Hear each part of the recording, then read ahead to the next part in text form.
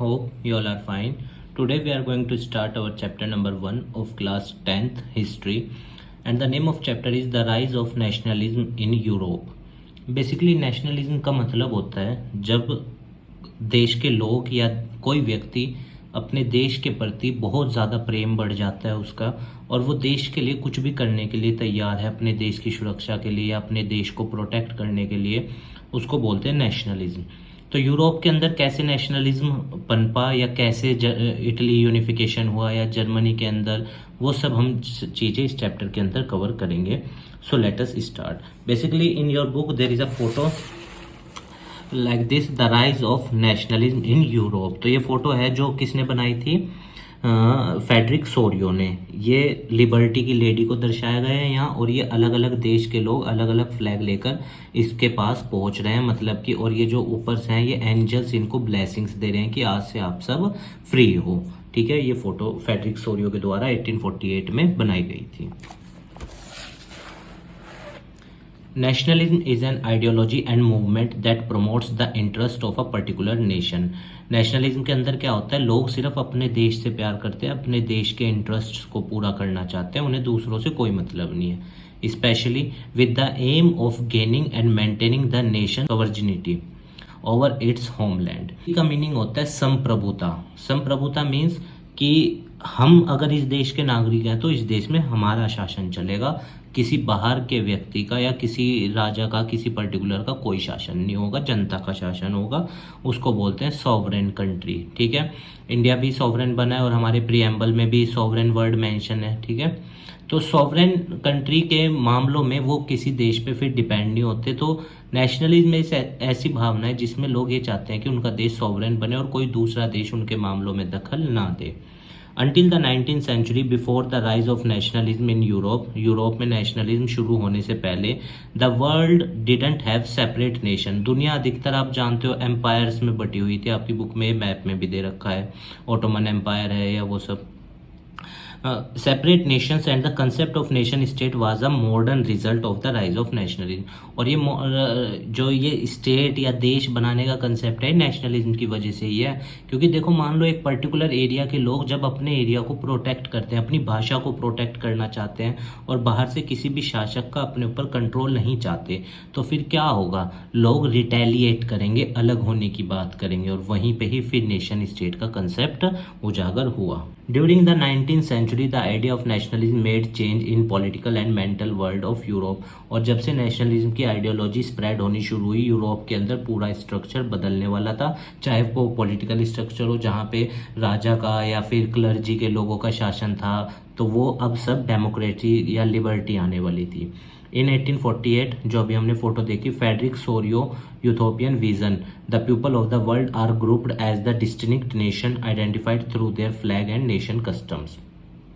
तो अभी हमने इस फोटो में देखा ना कि लोग किस चीज़ से पहचाने जा रहे थे, अपने देश के झंडे से, अपने देश के मतलब जो सिंबल्स हैं उनसे। ठीक है ना, वो चीज़ उनको दूसरे देश वालों से क्या कर रही थी, इस फोटो के अंदर जो अभी हमने देखा, अलग कर रही थी। A nation state was one in which the majority of its citizens and not only its rulers came to develop a sense of common identified and shared history or descent। एक देश तब बनता है जब एक देश के लोग आपस में एक दूसरे से कॉमन आइडेंटिटी पे शेयर्ड हो, या फिर उनकी हिस्ट्री सेम हो, डिसेंडेंट मतलब कि वंशज वो एक ही ग्रुप से हों। ठीक है, और ये नहीं कि शासक अलग अलग उस देश बनाते हैं, नहीं। जो जनता होती है जब वो अपने आप को एक दूसरे से यूनिफाइड करती है, जैसे आज़ादी के बाद हम लोगों ने इतनी सारी रियासतें थी, सब एक साथ आकर एक देश बना। तो एक देश ऐसे बनता है जब common culture, common tradition, common identification हो। The French revolution and the idea of nation. The first clear expression of nationalism came with the French revolution. 1789 में हुआ था, लिबर्टी का कंसेप्ट का सामने आया। मतलब जब लोगों ने आज़ादी मांगी, ये कहा कि ये देश हमारा है और इसमें हमारा शासन होगा, हम किसी और की शासन व्यवस्था यहाँ सहन नहीं करेंगे। तो फ्रेंच रिवॉल्यूशन हुआ 1789 में, जब लोगों ने आज़ादी की बात करी फ्रांस के अंदर। Steps taken by French revolutionaries to create a sense of collective identity among the French people। और जो फ्रेंच रिवोल्यूशनरीज थे, जो आंदोलनकारी थे, जो देश को आज़ाद कराना चाहते थे, उन्होंने लोगों को जोड़ना शुरू किया। क्योंकि देखिए, एक देश आज़ाद तभी होता है जब समाज का हर वर्ग उस देश को आज़ाद करने के लिए आगे आए। इंडिया भी इसी तरह आज़ाद हुआ जब डिफरेंट कम्युनिटीज़ एक साथ आई, और फिर यूरोप के अंदर फ्रांस भी ऐसे ही हुआ। द आइडिया, और क्या कंसेप्ट दिया गया, ला पैत्रे, द फादरलैंड, मतलब ये भूमि हमारे पूर्वजों की है और इस पे हमारा शासन होगा, कोई बाहर का नहीं आके करेगा। ल सिटियोन मीन्स द सिटीजन, मतलब ये ज़मीन हमारी है और हम यहाँ के नागरिक हैं, तो हमारी व्यवस्था होगी और हम सब बराबर होंगे, कोई बाहर का आकर हमारे ऊपर शासन नहीं करेगा। Emphasised the notion of the United community, एक देश बन के रहेंगे, एक ग्रुप के लोग, जहाँ पे सबके बराबर अधिकार होंगे और एक संविधान होगा। ठीक है। The state general was elected by the body of active citizen and renamed the national assembly. आपने देखा था ना वो कंसेप्ट 9th क्लास में, एक्टिव सिटीजन पैसिव सिटीजन वाला। ठीक है ना। तो एक्टिव सिटीजन चुनते थे, जिनके पास प्रॉपर्टी होती थी, सब कुछ होता था, वो लोग वोट डालने का अधिकार रखते थे। और अब उसका नाम बदल के, जनरल असेंबली का नाम बदल के नेशनल असेंबली कर दिया गया था, और उसके अंदर सभी को बराबर का अधिकार था। New flag, new hymns and oath taken, नया झंडा बनाया गया देश का, और नए गीत गाए गए देश के, मतलब लिखे गए, और शपथ भी ली सभी लोगों ने नए तरीके से। सेंट्रलाइज्ड एडमिनिस्ट्रेटिव सिस्टम, अब देखो ये प्रॉब्लम है, क्योंकि जब कोई देश बनता है ना, अगर वहाँ पे डिसेंट्रलाइजेशन हो पावर का, तभी वो देश ज़्यादा अच्छा चल सकता है। अगर पावर्स का सेंट्रलाइजेशन होगा और पावर्स कुछ ही हाथों में होल्ड होगी, तो वो देश ज़्यादा अच्छा नहीं चल सकता। Internal custom duties and dues were abolished, जो देश के अंदर लोगों पे टैक्स लगते थे, या जो लोगों के कर्जे थे, वो सब माफ़ कर दिए गए, जो कि एक अच्छी चीज़ है। पर कई बार कर्जे माफ़ करना गवर्नमेंट के ऊपर बर्डन बढ़ाता है। यूनिफॉर्म सिस्टम ऑफ वेट, पहले हमने पढ़ा था ना कि यूरोप के अंदर अलग अलग तरह का वेट, अलग अलग तरह का मेजरमेंट का तरीका था, टैक्स अलग अलग लगता था हर जगह, तो उसको यूनिफॉर्म कर दिया, सब जगह एक ही टैक्स सिस्टम। जैसे हमारे यहाँ पे भी पहले 17 तरह के वो थे, सेस थे, और कई तरह के टैक्सेस थे, तो अब उनको जीएसटी ले आए, तो इसी तरह वहाँ पे किया। French become the common language, और फ्रांस के अंदर जो लोगों की कॉमन लैंग्वेज बनी वो क्या थी, French. Students and other members of educated middle class began setting up Jacobin club. Jacobin club mainly एक तरह की सीक्रेट सोसाइटीज़ थी, जिसमें लोग आपस में एक दूसरे के साथ चर्चाएं करते थे। रिवॉल्यूशनरीज मेनली है, सेम आइडियोलॉजी के लोग, कि कैसे देश को आगे बढ़ाना है या आज़ाद कराना है। The French armies began to carry the idea of nationalism abroad, और अब फ्रांस के अंदर जब फ्रांस आज़ाद हो गया, तो उसके बाद वहाँ की आर्मी ने नेशनलिज्म का जो कंसेप्ट था उसको यूरोप के और हिस्सों में भी बढ़ाने की कोशिश की। पर फिर हम देखते हैं कि जब वो यूरोप के अंदर आगे बढ़े, तो लोगों ने शुरुआत में उनकी वेलकम भी किया, पर बाद में जब वो लोग ऑटोक्रेटिक बनने लगे और सत्ता का उनके ऊपर नशा हैवी हुआ, तो फिर उन्हीं लोगों ने उनको सत्ता से उतारा। ठीक है ना। वो नेपोलियन की फोटो देखी थी ना, जिसमें उसके बैग से टेरिटरीज गिर रही हैं, आगे आएगी वो फोटो। तो this is a photo of Jacobin club, ठीक है, जहाँ पे लोग बैठ के मतलब चर्चाएं कर रहे हैं चीज़ों के ऊपर। द क्लब ऑफ थिंकर एनोनोमियस, ये नहीं पता कि ये कहाँ का है, क्रिएचर डेटिंग 1820 का है ये। ठीक है। तो ये आपकी बुक में फोटो मेंशन है, जिसमें लोग बैठ के चर्चा कर रहे हैं कि कैसे व्यवस्था स्थापित करनी है, वो सब चीज़ें। Napoleon ruled France from 1799 to 1815। याद रखना, फ्रांस आज़ाद हुआ 1789 में, और नेपोलियन का शासन व्यवस्था थी 16 साल की, 1799 से 1815 तक। नेपोलियन गेन एब्सोल्यूट पावर, और नेपोलियन के पास पूरी ताकत थी, मतलब बहुत पावरफुल था इन 1799, और बिकमिंग द फर्स्ट कंसेल, और देश का पहला मतलब शासक बना, जो जनता के द्वारा चुना गया था, जनता जिसको एक्सेप्ट कर रही थी। सिविल कोड नेपोलियन ने लागू किया, ये बोर्ड एग्जाम के कंसेप्ट से बहुत इंपॉर्टेंट है, पूछते हैं कि नेपोलियन का सिविल कोड क्या था। तो 1804, पहले तो ईयर याद रखना। अब इसके अंदर क्या क्या था, let us see. Equality before law was established, जैसे इक्वालिटी बिफोर लॉ, अगर मैं अपने संविधान की बात करूं, हमारे देश में article 14, equality before law and equal protection of law.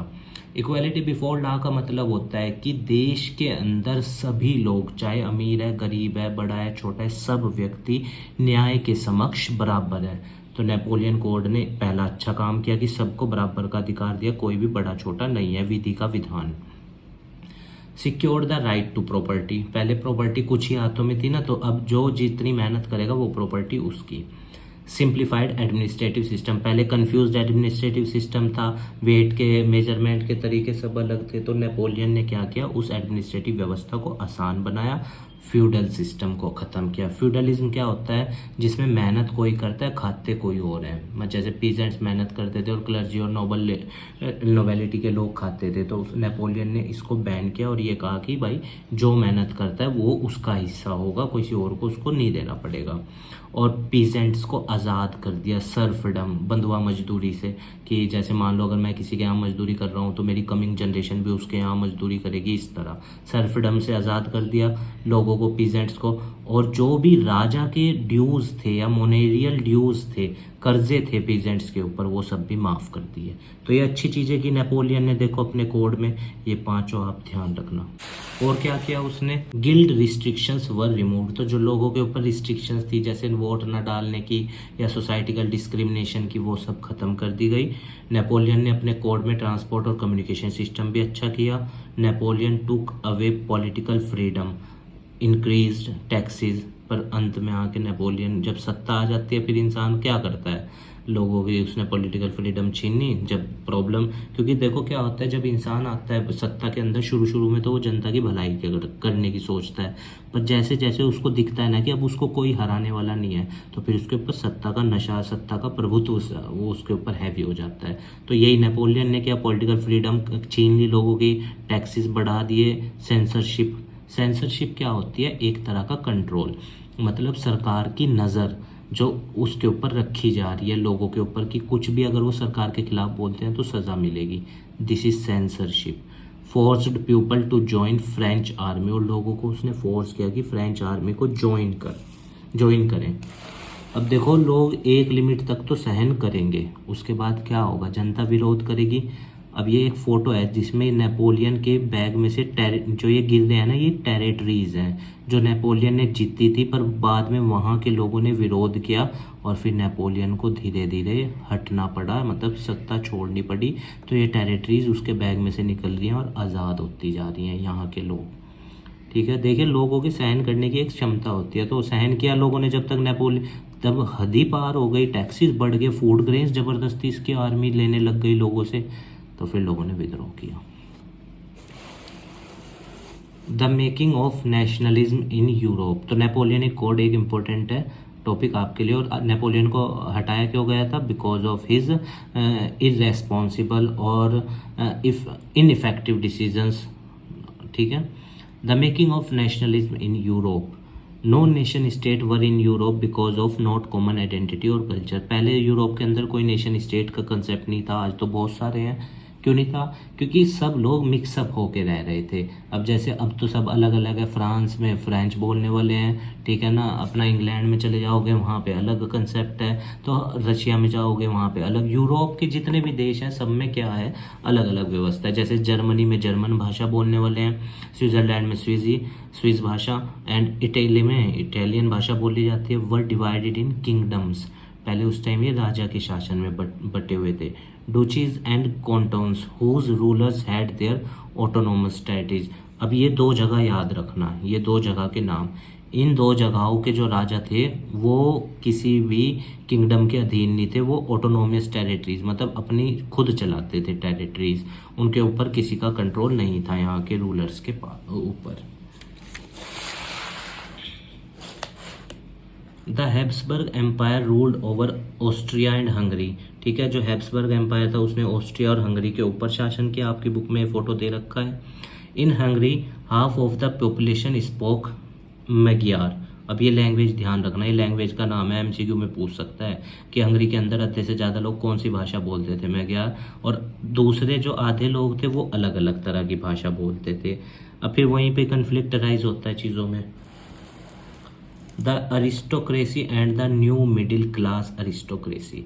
अब जो अरिस्टोक्रेट लोग होते हैं, अराजक जो लोग होते हैं, वो क्या करते हैं, समाज के अंदर डोमिनेंसी करना चाहते हैं, ठीक है ना। जैसे एक जो नई क्लास उभर के सामने आ रही थी, वो कौन थी, द लैंड ओइंग क्लास, जिसके पास सारी ज़मीन पे कंट्रोल था, और जो फ्रेंच भाषा बोलते थे, और जो किस तरह से रिलेशन बनाते थे अपने मैरिज करके, टाइज करके। जैसे मतलब मान लो मेरे पास 100 बीघा ज़मीन है, किसी और के पास भी है, तो उसकी बेटी से शादी, इस तरह से क्या होगा, ये अपने आप को स्ट्रॉन्ग बनाते थे। और पर इन लोगों का नंबर बहुत कम था, ये संख्या में कम थे। मेजोरिटी किसकी थी, पीजेंट्स की, मजदूरों की मेजोरिटी थी वहाँ पे ज़्यादा। अब मिडिल क्लास क्या होता है, let us see. New social class emerged with the growth of towns. जैसे जैसे कस्बे बढ़ रहे थे, कमर्शियल क्लासेस बढ़ रही थी, तो लोगों को रोजगार भी मिला। तो जब पैसा आने लगता है तो फिर इंसान गरीबी से मिडिल क्लास की तरफ शिफ्ट होता है। Educated class where idea of nationality gained popularity. और जो पढ़े लिखे लोग थे उनके बीच में नेशन का कंसेप्ट या नेशनलिटी का कंसेप्ट बहुत ज़्यादा पॉपुलर था। जैसे क्योंकि देखो, पढ़े लिखे व्यक्ति को सारी चीज़ें समझ में आती है, अपने अधिकारों की बात समझ में आती है, फिर वो उसके लिए आवाज़ भी उठाता है अपने पॉलिटिकल राइट्स या जो उसके फंडामेंटल राइट्स हैं उनके लिए, ठीक है। Where did liberal nationalism stand for. Liberal nationalism, अब दो वर्ड है, लिबरल मतलब आज़ाद, नेशनलिज्म मतलब देश के लिए प्रेम। अब देश के लिए प्रेम और ऊपर से आज़ादी, that is liberal nationalism. In early 19th century Europe were closely allied to the ideology of liberalism. तो 19th सेंचुरी की शुरुआत में यूरोप के अंदर जो मेन आइडियोलॉजी पनप रही थी वो लिबरलिज्म की थी, आज़ादी की थी। लिबरल का मतलब होता है लिबर, जिसमें liberalism drives from the Latin root liber. Liber means free, free मतलब किसी भी तरीके का कोई कंट्रोल नहीं लोगों के ऊपर, सभी लोग स्वतंत्र। Liberalism stood for freedom for the individual, लोगों की आज़ादी की बात करते हैं लिबरलिज्म के अंदर, और सबको बराबर के अधिकार की बात करी जाती है, इक्वालिटी बिफोर लॉ की बात करी जाती है। और जो देश लिबरल होता है वहाँ पे ऑटोक्रेसी या क्लरिकल प्रिविलेजेस नहीं होती, जैसे क्लर्जी या नोबेलिटी को थी, वो सब भी नहीं होती, और इक्वालिटी बिफोर लॉ का कंसेप्ट चलता है। A constitution and representative government through parliament, और जो भी सरकार बनती है देश की वो जनता के द्वारा चुनी जाती है। देश के अंदर संविधान होता है, जो देश लिबरल होता है, और सभी को संविधान गाइड करता है। जैसे इंडिया लिबर्टी है ना हमारे यहाँ, द राइट टू वोट। पर लिबरलिज्म में क्या था, जो वोट डालने का अधिकार था वो सिर्फ प्रॉपर्टी ओइंग मैन के पास था। अब ये गलत था कि देखो जिसके पास प्रॉपर्टी है उसको वोट डालने का अधिकार है, बाकियों को नहीं है। पर हमारे यहाँ ऐसा नहीं है इंडिया के अंदर, हमारे यहाँ बस यूनिवर्सल एडल्ट फ्रेंचाइजी का कंसेप्ट है। 18 एज मिनिमम पूरी हो जाए तो उस व्यक्ति को वोट डालने का अधिकार मिल जाता है। Man without property and all women were excluded from political right. जिन लोगों के पास प्रॉपर्टी नहीं थी, पुरुषों के पास, या अगर किसी वुमेन के पास प्रॉपर्टी है भी तब भी उसे वोट डालने का अधिकार नहीं है। मतलब मेल लोग और प्रॉपर्टी हो तब वोट डलेगा। The abolition of state imposed restrictions on the movement of goods and capital, और देश की सरकार का कंट्रोल था, जिसके अंतर्गत अगर सामान इधर से उधर जा रहा है तो देश की सरकार के अधीन में जाएगा, और कंट्रोल भी कैपिटल पे भी, देश की संपत्ति पे भी सरकार का होगा। पर लिबरल देश के अंदर ऐसा नहीं होता, लिबरलिज्म में सब चीज़ स्वतंत्र होती है। अब देखो ये पार्लियामेंट की फ़ोटो है इनके, जहाँ पे सब लोग बैठे हैं, मेल लोग जिनके पास प्रॉपर्टी, और महिलाएं क्या कर रही हैं। पहले तो परमिशन ही नहीं थी उन्हें अंदर आने की, पर फिर परमिशन मिली तो पर उन्हें वोट डालने का अधिकार नहीं दिया गया, क्योंकि हमने देखा वोट डालने का अधिकार किसके पास था, बस जो मेल है और जिसके पास प्रॉपर्टी है। और इतना हैवी टैक्स था, जैसे अगर कोई व्यापारी 1833 में हैम्सबर्ग से नर्मबर्ग की तरफ जा रहा है अपना सामान बेचने, तो 11 जगह उसे टैक्स देना पड़ता था, और हर जगह मेजरमेंट के तरीके भी अलग थे, टैक्स भी अलग अलग था। और अबाउट 5% तो हर जगह, मतलब 55% तो उसका रेट वैसे ही बढ़ जाएगा बेचारे का। जोलेवेरियन अबॉलिश्ड टैरिफ बैरियर्स, तो इन्होंने टैरिफ बैरियर ख़त्म करे। Reduce the number of currencies, और जो 30 से ज़्यादा तरह की करेंसी चल रही थी यूरोप में उसको 2 किया। And promoted a network of railway to stimulated mobility, और रेलवे चलाई ताकि ज़्यादा से ज़्यादा बड़ी संख्या में सामान इधर से उधर जा सके, और ज़्यादा से ज़्यादा लोगों को क्या मिल सके, उससे रोज़गार। A new conservatism after 1815 following the defect of Napoleon. अब नेपोलियन कोड में कमियां तो थी, ये तो सबको ही पता था, 1815 तक वो रहा। European government were driver by spirit of conservatism, पर जो यूरोप की गवर्नमेंट थी वो कंजर्वेटिज्म, देखिए कंजर्वेटिव व्यक्ति उसको बोलते हैं जो चेंज को रेजिस्ट करता है, जो समाज में परिवर्तन नहीं आने देना चाहता है या समाज को ट्रेडिशनल तरीकों से चलाना चाहता है, उसको कंजर्वेटिव बोलते हैं। तो जो यूरोपियन गवर्नमेंट्स थी वो लोगों को आज़ादी नहीं देना चाहती थी। क्यों नहीं देना चाहती थी? क्योंकि उनको पता है कि अगर हमने इन लोगों को आज़ादी दे दी तो हम नोबेलिटी और क्लर्जी के लोगों की पावर चली जाएगी, फिर ये लोग जो सरकार होगी वो जनता के द्वारा चुनी जाएगी, फिर हम लोगों को ये बनने नहीं देंगे। और कोई भी व्यक्ति दुनिया में ऐसा नहीं है जो सत्ता छोड़ना चाहता हो, तो इसीलिए वो लोग चाहते नहीं थे कि वो कंजर्वेटिव सोच रखते थे, डेमोक्रेटिक सोच नहीं थी। In 1815 representatives of the European power Britain, Russia, Persia and Austria who had collective, इन सब ने मिलकर नेपोलियन को हराया था। ये सब एक साथ आए थे। अब इसमें आप याद रखना BRPA वर्ड याद रखना, ठीक है ना। तो ये हो गया B से ब्रिटेन, R से रशिया, P से पर्शिया, A से ऑस्ट्रिया, ठीक है। हु हैड कलेक्टिवली डिफीटेड, इन सब ने मिलके नेपोलियन को हराया था। कहाँ पे? वियना में।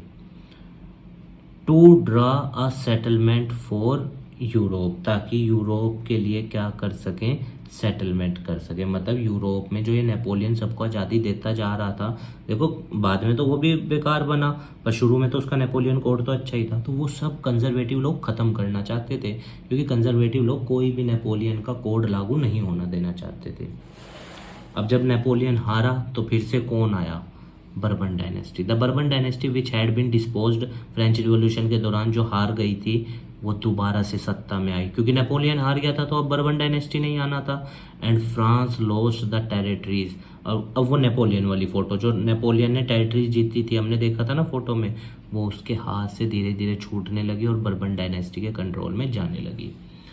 Conservatism believed that established institution of state and society should be preserved with the change initiated by Napoleon। और कंजर्वेटिव लोगों का ये मानना था कि चलो देश या समाज जो है वो तभी चल सकता है अगर जो नेपोलियन चेंज लाया है उन सबको हटा दिया जाए। मतलब नेपोलियन के कोड को दोबारा से ख़त्म कर दिया जाए तो सोसाइटी अच्छी चलेगी और देश अच्छा चलेगा। अब वो तो यूँ डर रहे थे कि कहीं लोग दोबारा से लिबर्टी की बात ना कर दें। पर एक बात ध्यान रखना, जिस व्यक्ति ने एक बार आज़ादी चख ली ना, नेपोलियन के राज में चख ली थी लोगों ने आज़ादी, वो ज़्यादा दिन तक कंट्रोल में नहीं रहेंगे। तो ऐसा ही होगा, देखना आगे बर्बन डायनेस्टी को हटाया भी जाएगा। तो फिर ट्रीटी ऑफ वियना साइन होती है, जिसके अंदर बर्बन डायनेस्टी दोबारा से पावर पे आती है। बर्बन डायनेस्टी को हटाया किसने था? नेपोलियन ने। नेपोलियन को किसने हटाया? फिर से बर्बन डायनेस्टी। कंजर्वेटिव लोग इसे ले आए। A series of state created on the French boundary for preventing French expression in future। और इस तरह का कंट्रोल इन कंजर्वेटिव लोगों ने करना शुरू किया ताकि फ्यूचर में किसी भी तरीके का दोबारा कोई भी मतलब आवाज़ ना उठे लिबर्टी के लिए। German confederation was left untouched, और इस पे कोई नहीं उन्होंने कंट्रोल किया, जर्मन वालों को ऐसे ही छोड़ दिया। Main intention was restored the monarchies that had been overthrown by Napoleon. तो मेन इंटरेस्ट क्या था कंजर्वेटिव लोगों का कि जो राजा का शासन वाली व्यवस्था ख़त्म की गई है वो दोबारा से आए, जो नेपोलियन ने ख़त्म करी थी। क्योंकि देखो फिर मोनार्की दोबारा से आएगी, फिर वो तो किसी की सुनता ही नहीं, मोनार्क तो अपनी ही करता है। अब ऐसे में एक भाई साहब उभर के सामने आए जिनका नाम क्या था? गोसेप मजनी। ये जिनेवा में पैदा हुए थे 1807 में, और a member of the secret society के मेंबर थे जो कार्बोनेरी में के अंदर थी। सीक्रेट सोसाइटी मेनली ग्रुप्स थे जो लोगों के द्वारा चलाए जा रहे थे वहाँ पे उसको आज़ाद कराने के लिए। फाउंडेड, और इन्होंने 2 सीक्रेट सोसाइटी भी बनाई, young Italian Marseilles, young European Berne. इन दोनों के नाम ध्यान होने चाहिए, ये भी ध्यान होना चाहिए, और ये भी पूछ सकता है MCQ में बोर्ड में। और ये इटली के यूनिफिकेशन में विश्वास रखते थे गोसेप मजनी, और इनका ये मानना था कि इटली का यूनिफिकेशन होना ज़रूरी है। ठीक है। ही वाज सेंट, पर इन्हें जेल भेज दिया गया 1831 में, जब इन्होंने रिवॉल्यूशन चलाने की कोशिश करी जुगेरिया में, एक जगह होगी यूरोप के अंदर, वहाँ पे तो इन्हें भी जेल भेज दिया गया। गोसेप मजनी का ये मानना था, he believed that God had intended nation to be natural unit of mankind. गोसेम मजनी का ये मानना था कि जो देश हैं वो गॉड ही चाहता है, ऐसा है कि देश बने दुनिया में, और मतलब कि जो common identity common culture share करते हैं उनका एक कॉमन देश हो। Secret society Germany, France, Switzerland, Poland के अंदर बनाई गई, और लोगों ने भी मिल के बनाई ताकि वो यूरोप को जल्दी से जल्दी आज़ाद करा सके अपने अपने देशों को राजा की व्यवस्था से। मेटरनिच डिस्क्राइब्ड हिम एज द, इन्होंने गोसेम मजनी को कैसे डिस्क्राइब किया कि ये सबसे खतरनाक दुश्मन है समाज के ऑर्डर के लिए, क्योंकि वो लोग, मैंने बताया ना, कंजर्वेटिव लोग कभी भी चेंज एक्सेप्ट ही नहीं करेंगे, तो गोसेम मजनी तो चेंज की बात कर रहे थे, तो इसीलिए इन्होंने कहा कि ये सबसे डेंजरस एनिमी है समाज का। देखो ये बैठे हैं गोसेम मजनी, और ये सीक्रेट सोसाइटी मतलब इनकी चल रही है यंग यूरोप वाली, जो इन्होंने बर्ने में बनाई थी ना 1833 में, वो ये है, ठीक है, ध्यान रखना आप, ये गोसेम मजनी है। The age of revolution 1830 and 1848। In July 1830 Bourbon king of France overthrown. अब देखो 1815 में नेपोलियन के जाने के बाद बर्बन किंग आया। अब बर्बन किंग 15 साल रहता है, 1830 में बर्बन किंग फ्रांस में से चला जाता है, और जो व्यवस्था राजा वाली आई थी वो कॉन्स्टिट्यूशनल मोनार्की थी। देखो एक मोनार्क होता है जो अपनी करता है, जिसके ऊपर किसी तरीके का कंट्रोल नहीं होता, पर एक मोनार्क वो होता है जिसके ऊपर कंट्रोल होता है संविधान का, जैसे नेपाल वाली व्यवस्था कॉन्स्टिट्यूशनल मोनार्की, या ब्रिटेन की कह लो, पर उनका रिटर्न नहीं है constitution. Greece, which had been a part of the Ottoman Empire since the 15th century, struggle for independent nation। अब जैसे जैसे लोगों के अंदर सीक्रेट सोसाइटीज़ या आज़ादी वाली बात आएगी तो फिर वो अलग तो होना चाहेंगे। तो ऑटोमन एम्पायर को हिंदी में उस्मानिया सल्तनत भी कहते हैं, अर्तुगरुल गाजी वाली है ये, ठीक है। तो ग्रीस इससे अलग होना चाहता था इंडिपेंडेंस के, आज़ादी के लिए। The romantic imagination and national feeling. अब देखो रोमांटिक इमेजिनेशन का मतलब देश के लोगों के लिए, जब वो ये चाहते हैं कि हमारा देश ऐसा हो, हमारे देश का म्यूजिक ये हो, फोक सॉन्ग्स, डांस, वो सब रोमांटिक इमेजिनेशन। और देश के प्रति फीलिंग बहुत ज़्यादा, मतलब देश के लिए कुछ भी कर जाना। Culture played an important role in creating the idea of nation. देश में देखो कल्चर का बहुत रोल होता है, जैसे आर्ट, पोएट्री, स्टोरीज, म्यूजिक, ये सब, इन सब के ज़रिए व्यक्ति अपनी राष्ट्र भाव की भावना को दर्शाता है। आर्ट के ज़रिए, जैसे आपने देखा होगा ना 15 अगस्त पे हमारे यहाँ पे पेंटिंग्स बनाते हैं बच्चे, ड्राइंग्स बनाते हैं, कविताएं लिखते हैं, स्टोरीज़ होती हैं स्कूल में, म्यूज़िक चलते हैं, पैट्रियोटिक सॉन्ग्स होते हैं। उसी से ही तो हम अपने देश के प्रेम की हर दिन दिखाते हैं। मैं 15 अगस्त को एज अ सेलिब्रेशन जैसे हम करते हैं, उस भावना में बता रहा हूँ। तो हम अपनी नेशनल फीलिंग को ऐसे दर्शाते हैं इन चीज़ों के ज़रिए। रोमांटिक आर्टिस्ट मीन्स जो देश के प्रति बहुत ज़्यादा प्रेम रखते थे। And poets generally criticise the glorification of reason and science and focused instead on emotion, institution and mystical feelings. अब देखो जो व्यक्ति देश प्रेम में डूबा हुआ है देश के, उसको साइंटिफिक चीज़ें तो समझ में आने से रही, वो तो क्या बात कहेगा फीलिंग्स की, इमोशंस की, इंस्टीट्यूशंस की, इन सब की बात करेगा देश के लिए। नेशनल फीलिंग वर केप्ट अलाइव थ्रू म्यूजिक और लैंग्वेज। लोगों के अंदर नेशनल फीलिंग को कैसे जिंदा रखा जाता है? म्यूजिक और भाषा कनेक्टिविटी के जरिए, अपनी भाषा वालों के जरिए। जैसे हमारे यहाँ भी तो देश में पैट्रियोटिक सॉन्ग लिखे गए थे जब फ्रीडम स्ट्रगल चल रहा था। Karl Kurpinski celebrated the national struggle through his opera. इन्होंने म्यूजिक ओपेरा के जरिए अपना नेशनल स्ट्रगल किया। अब देखो जो व्यक्ति लड़ नहीं सकता पर उसकी आवाज़ अच्छी है, वो ऐसे कंट्रीब्यूट कर रहा है देश की आज़ादी में। Turning folk dances like the polonaise and mazurka, ये दो इनके डांस के नाम होंगे, ये एक नेशनलिस्ट सिंबल के रूप में ऊपर के सामने आए। German philosopher Johann Gottfried Herder try to discover culture among common people through. इन्होंने लोगों को कैसे इकट्ठा किया जो सेम कल्चर या सेम ट्रेडिशन के थे? फोक सॉन्ग्स के ज़रिए, फोक पोएट्री के ज़रिए, या फिर फोक डांस के ज़रिए इन्होंने लोगों को अपनी फीलिंग दर्शाई, लोगों को इकट्ठा किया। रशियन लैंग्वेज हर जगह लागू कर दी गई। मैनी मेंबर, अब देखो जब ज़बरदस्ती किसी को दूसरी भाषा बोलनी पड़ती है ना, तो फिर वो आज़ादी की या फिर वो डिसयूनिटी की बात करता है, फिर वो अलग होने की बात करता है। Many member of the clergy in Poland began to use language as a weapon of national resistance. तो बहुत सारे लोग पोलैंड के अंदर भाषा को एक वेपन के रूप में यूज़ कर रहे थे लोगों को कनेक्ट करने के लिए, ताकि वो राष्ट्र प्रेम के लिए उजागर हो। क्योंकि देखो भाषा के जरिए ही तो संबोधन किया जाता है और भाषा के जरिए लोगों को अपने से जोड़ा जाता है, और ये भाषा ही होती है जो हमारे अपनों को नज़दीक लाती है और या हमारे अपनों को दूर करती है। अगर हम हेट स्पीच देंगे तो फिर वो दूर होंगे। As a result a large number of priest and bishops were put in jail. बहुत बड़ी संख्या में चर्च के पादरीज को या बिशप्स को जेल में डाल दिया गया, या साइबेरिया रशियन अथॉरिटीज़ के द्वारा उन्हें वापस भेज दिया गया, ठीक है ना, या फिर उन्हें मना कर दिया गया कि वो रशिया के अंदर प्रीच नहीं करेंगे। क्योंकि कौन देश चाहेगा कि उसके अंदर आंदोलन और लोग अलग अलग होने की बात करें, तो रशियन गवर्नमेंट ने ये किया। और आज भी आप देखो रशियन लोग यूक्रेन में वॉर नहीं चाहते, पर फिर भी ज़बरदस्ती ऑटोक्रेसी व्लादिमीर पुतिन कर ही रहे हैं। Hunger, hardship and popular revolt इन 1830, जब ये बर्बन डायनेस्टी गई, यूरोप में बहुत ज़्यादा बुरा समय आया, भूखमरी आई। इन मोस्ट कंट्रीज़ यूरोप के अंदर जॉब्स नहीं थी, ठीक है ना, जॉब से ज़्यादा जॉब ढूंढने वाले थे, मतलब अनएम्प्लॉयमेंट रेट हाई था।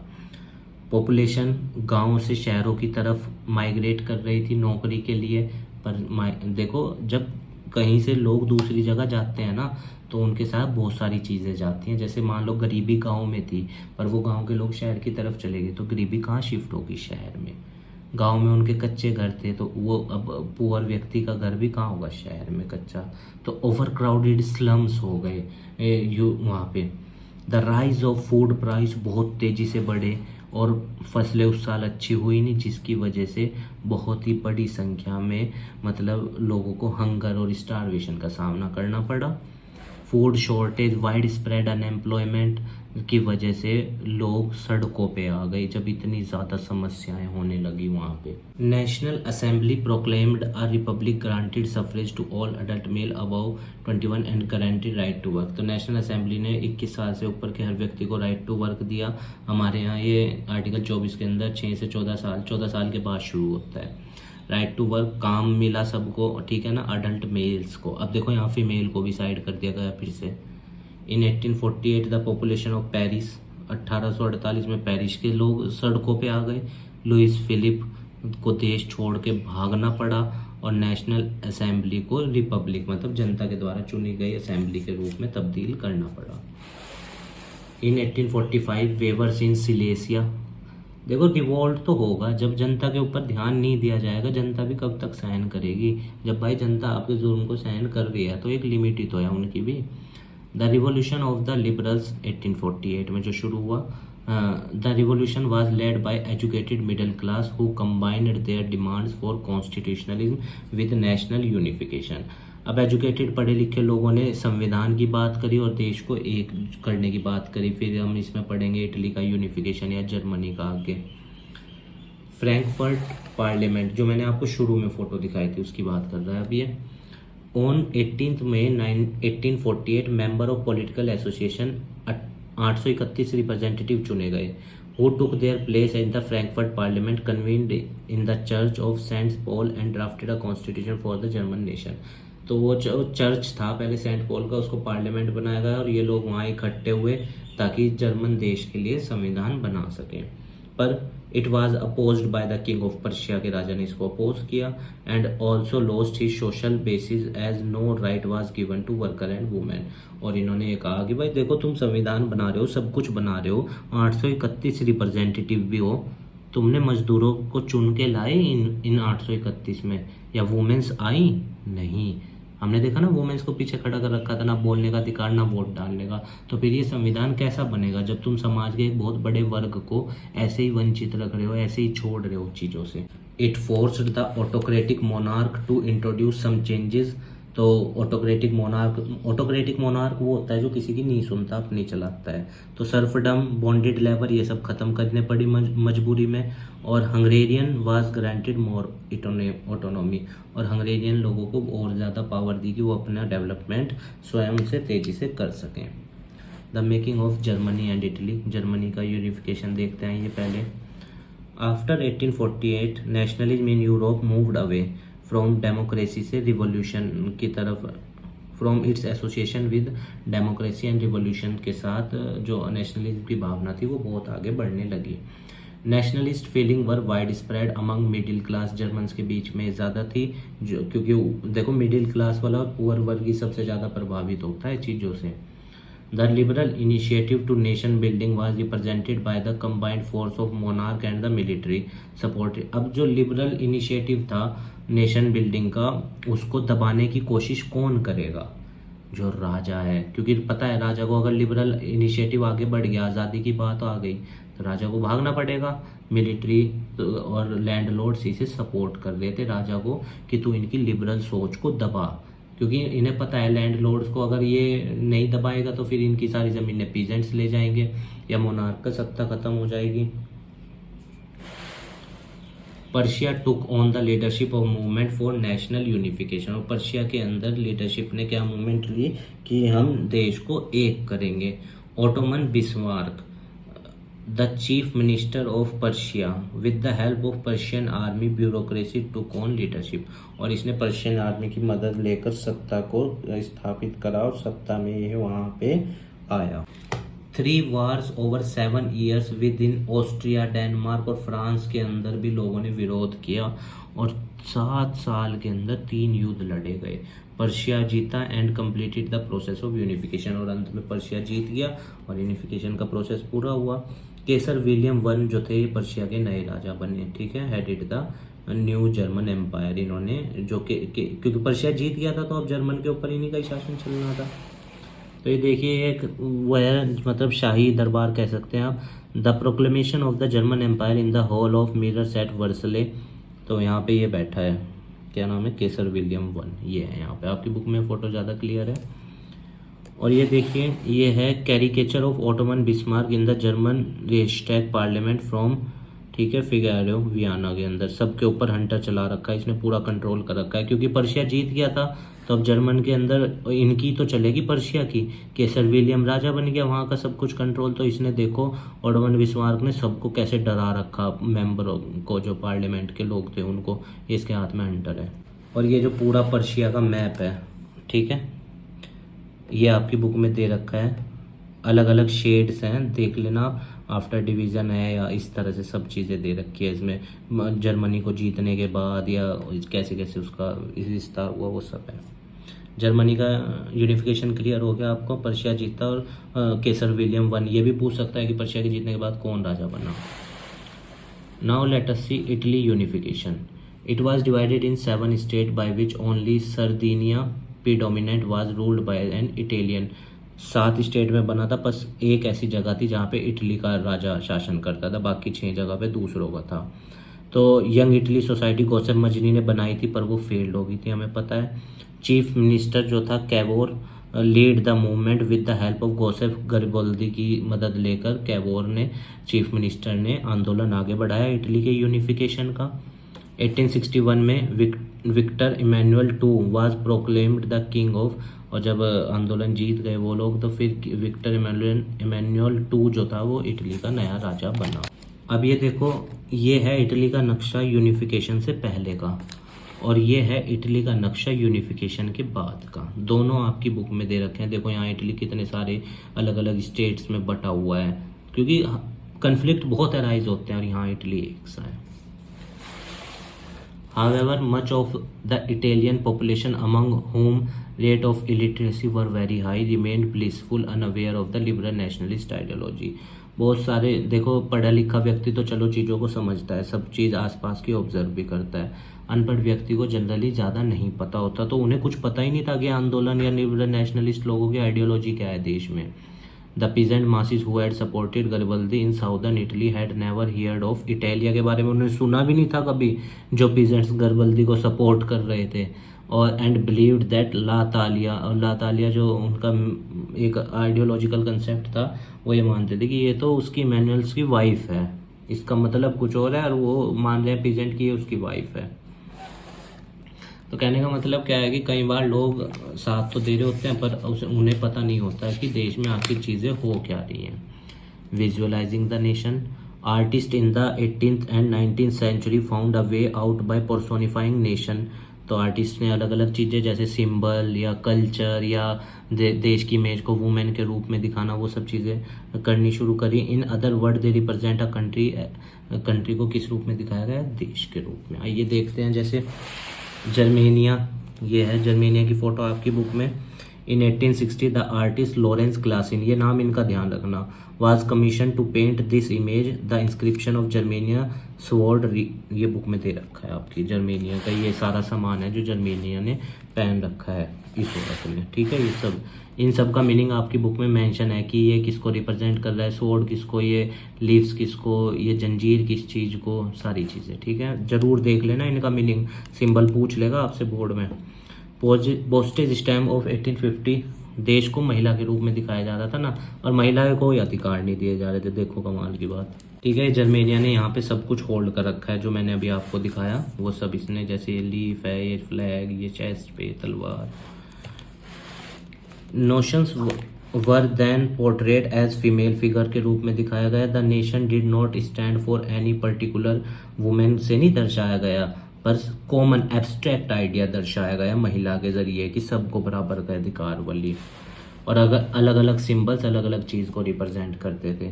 That is the female figure become N allegory of the. अब मैं आपसे एक क्वेश्चन पूछा कि फीमेल को ही क्यों चुना गया, मेल को क्यों नहीं चुना गया, आप ये मुझे कमेंट बॉक्स में बताना।